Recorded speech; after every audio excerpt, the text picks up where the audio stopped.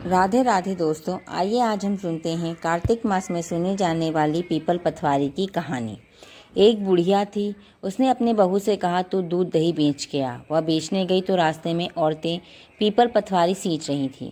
उनको सींचता देखकर बहू ने पूछा कि तुम यहाँ क्या कर रही हो। औरतों ने बोला कि हम पीपल पथवारी सींच रहे हैं, इससे अन्न और धन होता है, 12 वर्ष का बिछड़ा हुआ पति मिल जाता है। बहू बोली, ऐसी बात है तो तुम पानी से सींचती हो, मैं दूध से सींचूंगी। गुजरी बहू रोजाना दूध दही बेचने नहीं जाती, वह रोजाना दूध को पीपल में और दही पथवारी में सींचती। सास दूध दही का दाम मांगती तो वह कह देती, महीना पूरा हो जाने पर लाकर दूंगी। कार्तिक का महीना पूरा हो गया। पूर्णिमा के दिन बहू पीपल पथवारी के पास जाकर बैठ गई। पथवारी ने पूछा, तुम मेरे पास क्यों बैठी हो।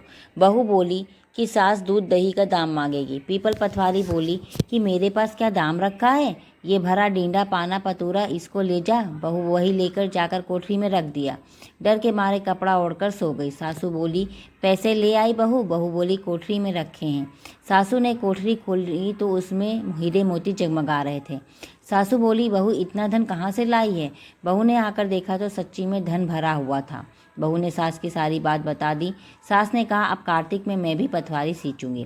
कार्तिक आया। सास दही तो बेच आती, हांडी धोकर पीपल पथवारी में चढ़ा देती। आकर बहू से कहती, मुझसे दाम मांग। वह कहती, सासू जी कोई बहू भी दाम मांगती है। मगर सासू कहती, तू मांग। बहू बोली, सासू जी पैसे ले आओ। तो सास पीपल पथवारी के पास जाकर बैठ गई। पीपल पथवारी ने सास को पान पतूरा भर डींडा दे दिया। उसे ले जाकर कोठरी में रख दिया। बहू ने खोलकर देखा तो उसमें कीड़े मकोड़े बिलबिला रहे थे। बहू ने कहा, सासू जी यह क्या है। सास ने आकर देखा तो बोली, पीपल पथवारी बड़ी दोगली है, पटपीटन है, इसको तो धन दिया, मुझे कीड़ा मकोड़ा दिया।